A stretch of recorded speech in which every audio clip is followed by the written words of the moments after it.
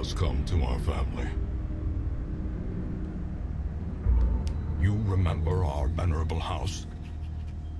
Opulent and imperial, gazing proudly from its stoic perch above the moor. I lived all my years in that ancient, rumor-shadowed manor, fattened by decadence and luxury.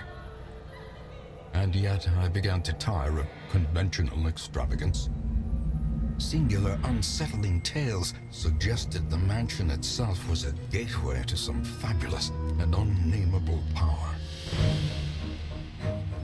With relic and ritual, I bent every effort towards the excavation and recovery of those long-buried secrets, exhausting what remained of our family fortune on swarthy workmen and sturdy shovels. At last, in the salt-soaked crags beneath the lowest foundations, we unearthed that damnable portal antediluvian evil.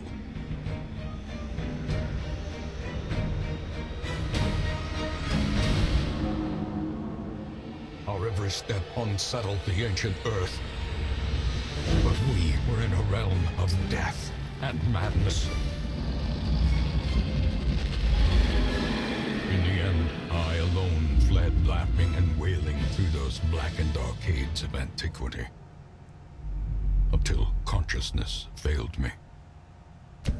You remember our venerable house, opulent and imperial. It is a festering abomination. I beg you, return home, claim your birthright, and deliver our family from the ravenous, clutching shadows of the darkest dungeon.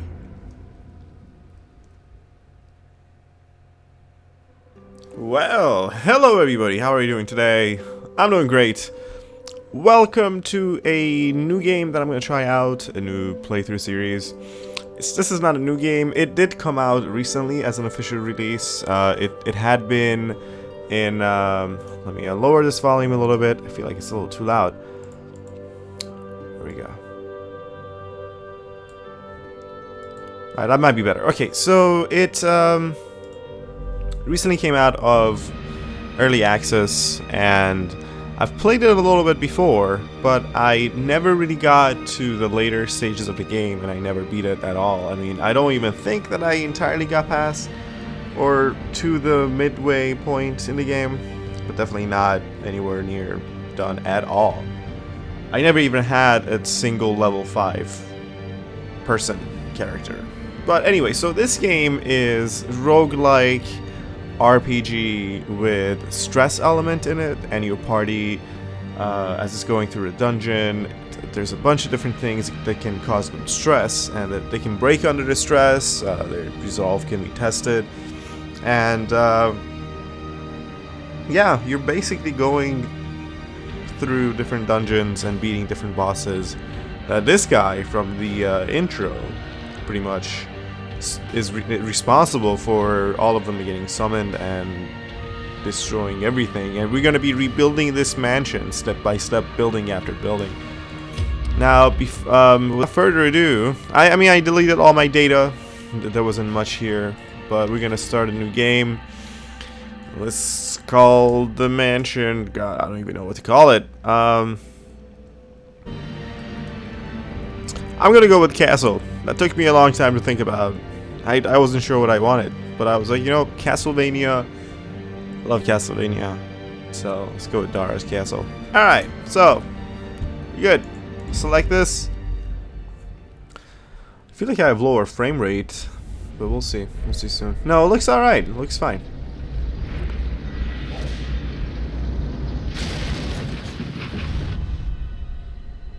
You will arrive along the old road. It winds with a troubling, serpent-like suggestion through the corrupted countryside, leading only, I fear, to ever more tenebrous places. There is a sickness in the ancient, pitted cobbles of the old road, and on its writhing path, you will face viciousness, violence, and perhaps other damnably transcendent terrors.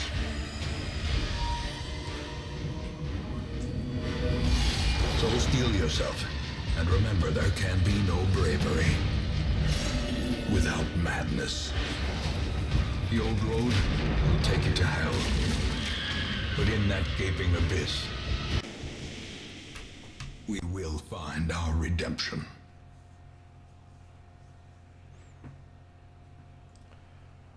Alright, well, this is gonna throw us into the tutorial, and you guys are gonna get a kind of a better understanding of how the game is going to work.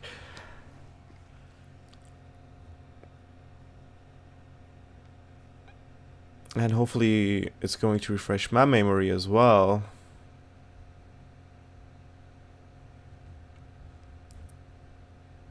Because since the last time that I played this game, a lot has changed. There's been a lot of changes in the... Oh my god, it's so loud.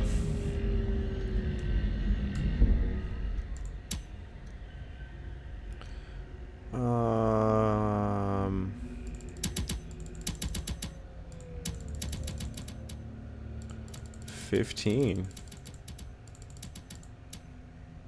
No, 25 would be fine. I'll put the narration victory at 20. Cinematic volume at 25. Tutorial, yeah. Alright. Save. Okay, turn the game. Alright, so the way we move in this game is that we click on either side of our characters on the screen and they move toward the mouse cursor. But this room, there's nothing left in this room for us to discover. We're not in the corridor, as you can see on the map here. We're in this room. So we're gonna click on the next room to move to. Keep to the side path. The hamlet is just ahead. And yeah, like this says, we can use D or A to move backwards or forwards, and we can use the mouse click. And now that I ordered my party to go to the next room, we are going to traverse this hallway, and a number of things can possibly happen right now. Like this encounter. That all may hear of your arrival. Kill the enemy. Combat is turn-based. On your hero's turn, click his skill icon and then click on a highlighted target. If you can't select a particular skill, it's because that hero needs to be standing in a different spot, or there are no valid targets. So yeah, so another thing to remember is the positioning of your party members, because the different attacks that they have, not only are they triggered from a different spot, but also they target a particular spot in the enemy formation. I think this is still pretty loud. Let me lower this a little bit more. Okay. So right now it's this guy's turn. His name is Dismas. Dismas's turn.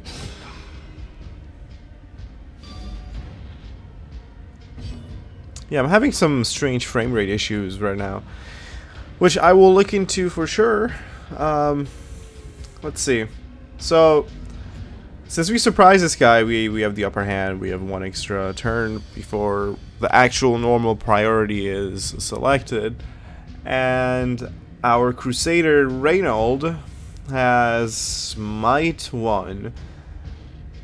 That's a melee attack. ACC base 80. Plus 15% damage versus Unholy. Zealous Accusation. It's a ranged attack. Oh, I see. Stunning Blow. No, I don't need that. I will just gonna go for a regular old whack on the head.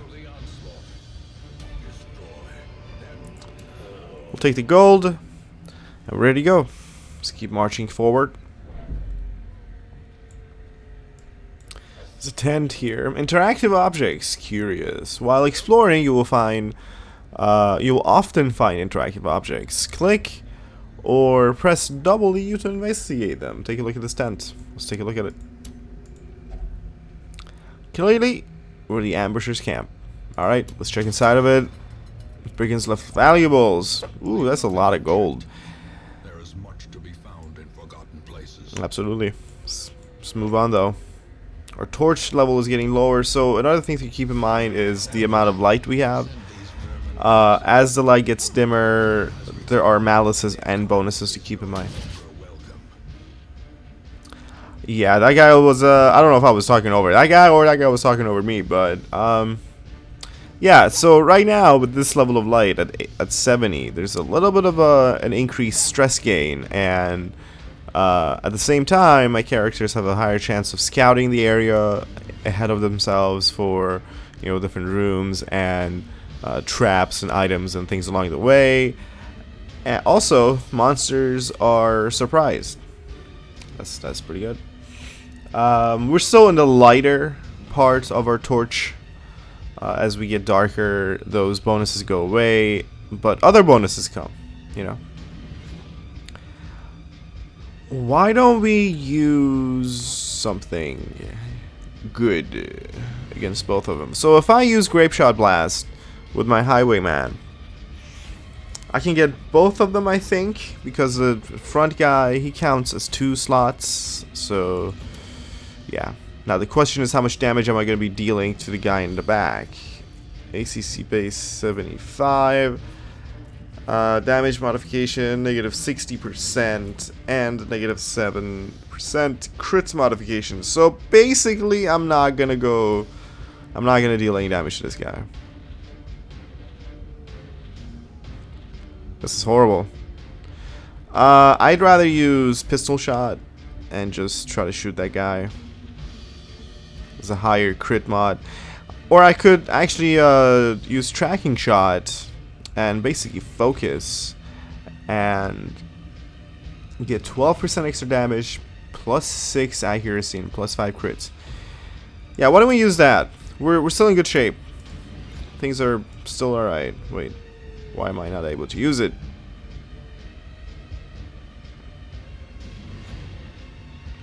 Oh, this has changed. I can actually attack with it and then get the bonus? That's OP. That's great. Nice. Alright, Reynold, or Reynold. Ray, blah, blah. Let's use... No, that's not going to get both of them. What's this guy's resistance to stun? 50%, so there's half a chance I can stun him. And he resisted. That's fine. Rain of Whips. Not too bad. We got lucky on that, for sure. Now that I have the buff, I wonder if this is gonna get any more, like, much better. 12% extra damage, and you know what? No, let's just go with a good, nicely planted shot between the eyebrows there. Nice. It's headshot.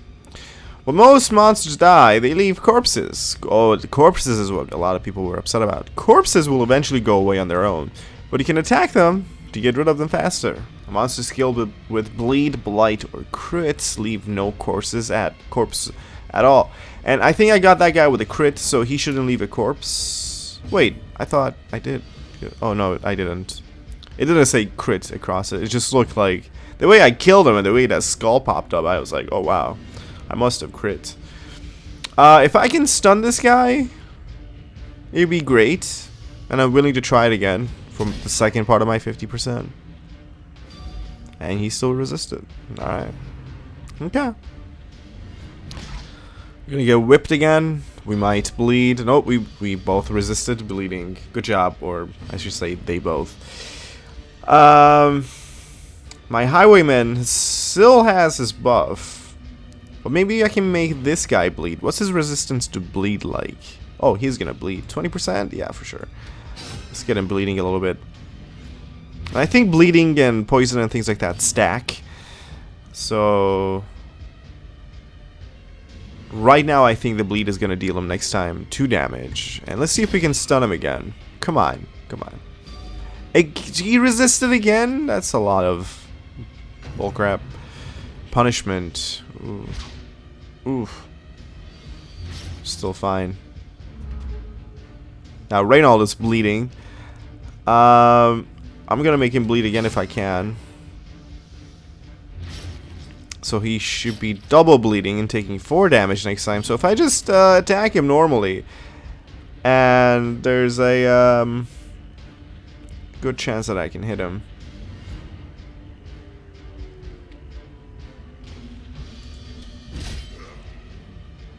Yeah, he should be dead next time. For sure. There we go.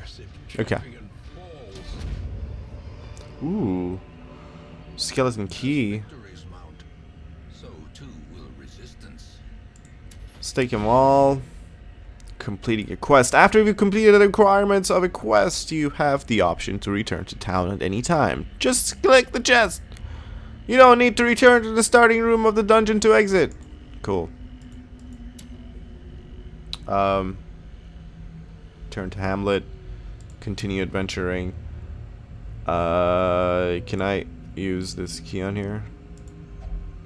Bandit strap chest. Something doesn't look quite right with this one. How about the title that said trapped? I mean, do my guys know this? Do I just have like an upper level of knowledge? Kind of like God. Am I being a god right now? Ooh, I get 2 trinkets or items. Manslayer's Ring. It's a common item, 25% damage versus human, but -2 dodge. Yeah, I'll take both of them. This one's Damage Stone. It's a common item again. Plus 10% damage, -4 dodge. Jeez. How are you guys doing with dodge? 10 dodge, 5 dodge. I'll give this to you. Why not? Ugh, 3 dodge. And then I'll give this to you. How about? Ugh. Alright. I think we're good. We did it. Complete quest. Let's see what's up.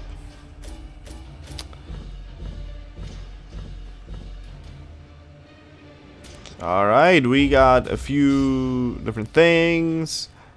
A little level up here. Let's see what kind of trait Reynold is gonna get. He gets 20% stress resist if torch above 75. Photomania.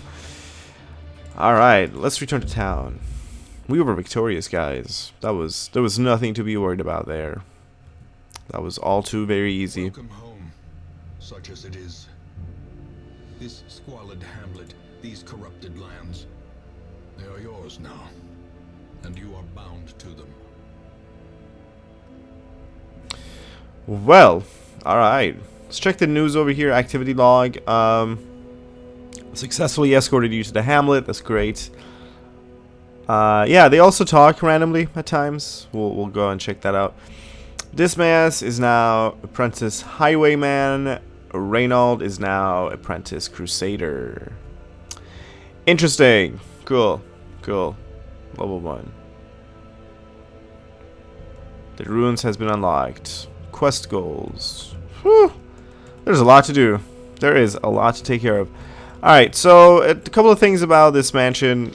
This guy's gonna tell us. So the mansion has different buildings. Get help where you may. Alright, thank you.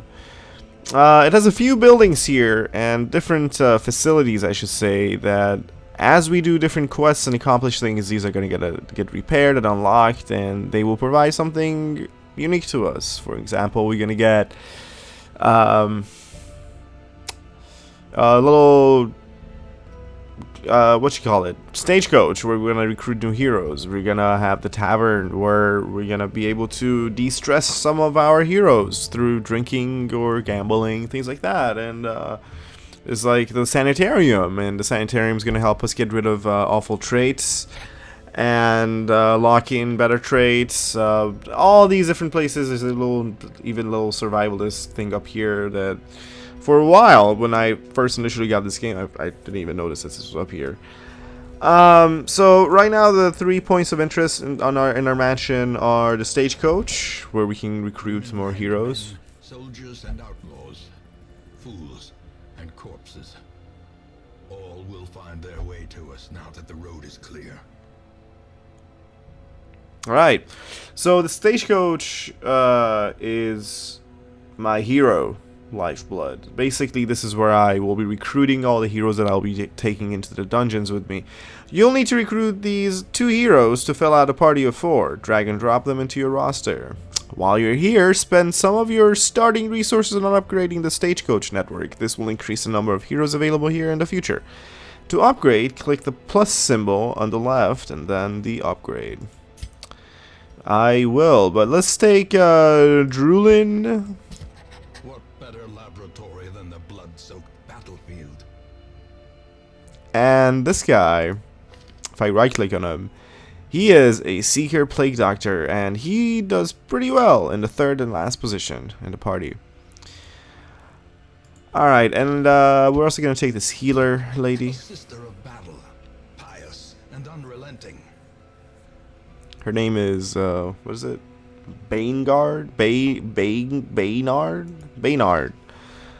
She can't, she's not really comfortable, like fully comfortable in any spots within our party, but she does relatively well, third and fourth position.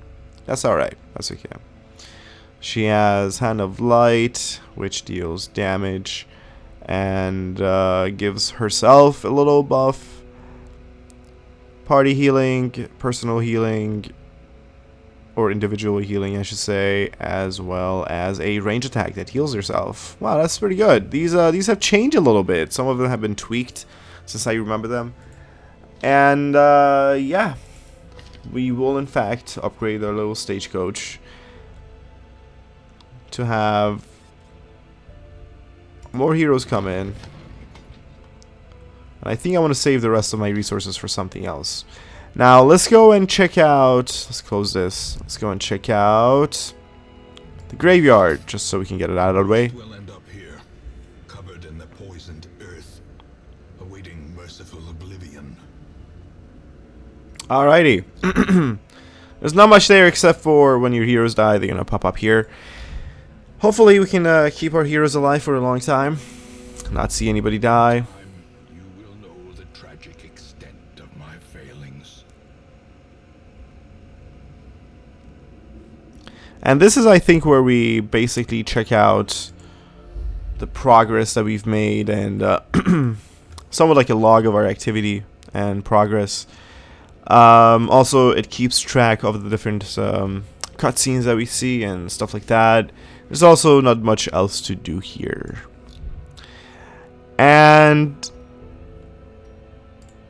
yeah, I think that's it for now until we go to our next adventure and embark onto the other dungeons that we have available to us. As you can see here, there's going to be a few. Well, in the beginning, only one. Madness and morbidity.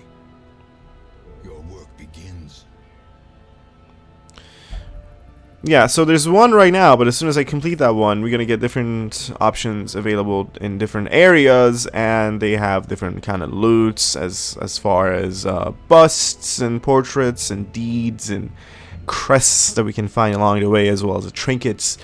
And we will also need to take preparation with us as far as different items for our party survival, like food and torches and whatnot, but we will delve deeper into that in the next episode. I just wanted to have like a introductory episode and getting started in the playthrough episode. But yeah, just remember that this is roguelike, this is permadeath, so if somebody in my party dies, it's over. And if I make big mistakes throughout the gameplay, there's no going back, there's no reloading. So we'll see how everything goes, but thank you for watching this episode. I don't know why there's a little bit of a frame drop in some parts of the game, but I'll be looking into that issue and see if I can fix it for the next episode. But you guys have a great night. See you guys later. Goodbye.